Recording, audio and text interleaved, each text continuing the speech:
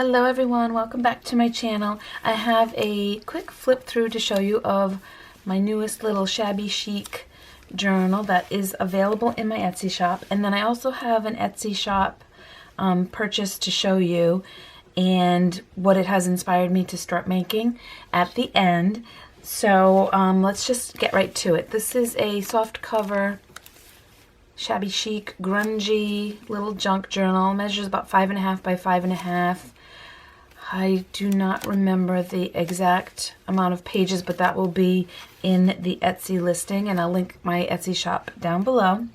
And I've done a lot of collaging. This is a vintage, I guess it's probably a barrette, but that's removable, so you could use that in the journal or just leave it right there on the front or clip something under it as well. Some vintage buttons and just some fabric collage. I'm going to take off the closure, which is, I love this seam binding, so pretty. And then on the back, got a little pin here holding a little French receipt. And the printables are, I think, almost all from the Graphics Fairy, and then I've also included a lot of original vintage ephemera. Whoever gets this, so this is a has a little point on the end. It is a pin, so just be careful. In here, if you take the pin off, there's just a little collage there, so you could tuck something under there if you wanted, or journal on that. And then inside is, let me make sure I'm in frame, a grungy tea-dyed vellum envelope, and I've tucked in lots of little pieces of ephemera in this one. Here's just a, I guess it's like a business card, advertisement, and then one of my rusty paper clips. And then these, there's a couple of these in the journal, and I love these. They're from a Victorian era board game that I've actually Googled it and found it online, and it was almost like a Victorian Mad Libs. There was a story, and as people read through, they'd add in one of these little cards, and they all said different things, and it was somebody visiting New York, so things they might see in New York, I guess. So that's one of them. And a little bit of a doily here, and then we got a postage stamp, a little paper doily, some gold birds. This is a vintage gold seal, still has the adhesive on the back, and then a little photograph.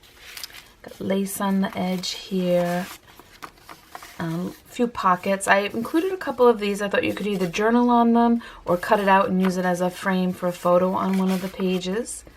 Here's a journaling card with a little lace flip up on the back. And in this frame, I just tucked in a couple of pieces of ephemera. Well, not a lot, but a few butterfly, a few bird images. Flip up there. Book pages. This is from Alice in Wonderland. Some ledger. In this pocket, we've got a music paper pocket, vintage playing card, and a couple more printable ephemera. And then this little page is from a little notepad, and this is from 1896. So it's some extra journaling space as well. Just a sewn-on image there. This is a vellum image, so I just clipped it together. I thought maybe you could journal underneath it, or just keep it as is, or tuck something in there. Poetry page, Emily Dickinson. This is a book page from a really cool book that has really interesting images in it, and I just love the paper, nice and smooth. Here's a printable stamp, and then this is, you can journal on the back, but it's just the instructions for a card game. And I included one of the author's cards in here. Little mini paper clip there. These 1x3, and here's a couple more, are like microscope slide printables, and I just love them to decorate pages or journal on the back of. Tea-dyed shipping tag. Just another piece of ephemera there. Here's a pocket, some seam binding threaded through. And this is just French. I'm not sure what it is. Maybe a price list of some sort. I am not sure. But I've grungied it up. Pages from Jane Austen.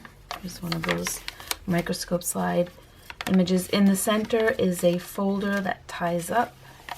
And then inside, this is from Arm & Hammer. I think you probably collected these at the grocery store.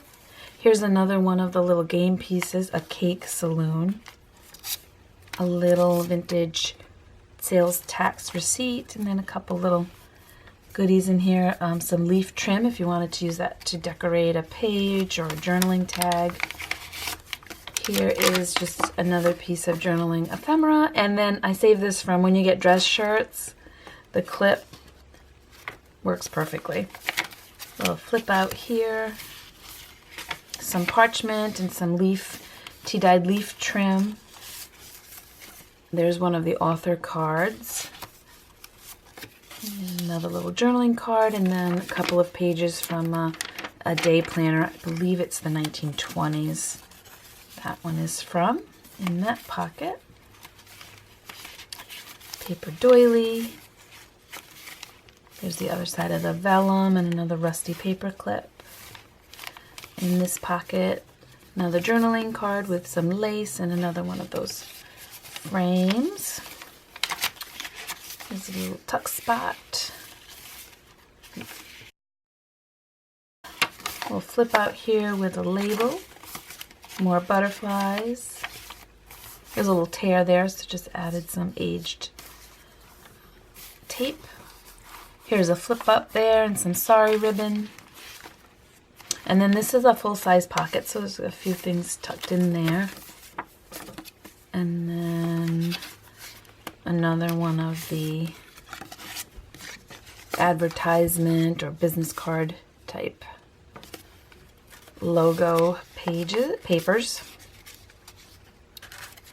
And here on this flip out, I just clipped on a couple little pieces of doily you could use to embellish.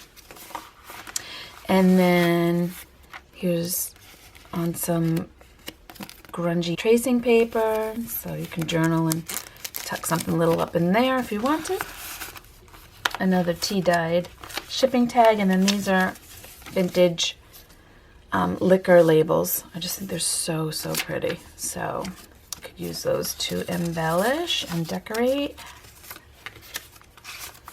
And then in the back pocket, get a little bird collage, little butterfly collage on lace there, another vintage playing card, and then a few more printables that you can journal on. And so that is the journal. Oops, tuck everything back in.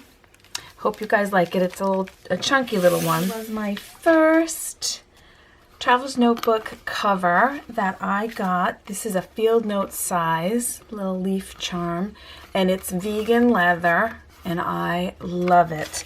I got it from Kate at No Moo Notebooks, and 10% of the profits go to animal charities. The shipping was really fast. It was reasonably priced, and I think I will be back at her shop to get a standard size traveler's notebook. But this has inspired me to start making some field note size inserts. So let's see, I love that pokes out here and there. And so this is just the first. I haven't even finished embellishing the cover. Love this size. So I'm going to be making a few of those, and hopefully they'll be done shortly.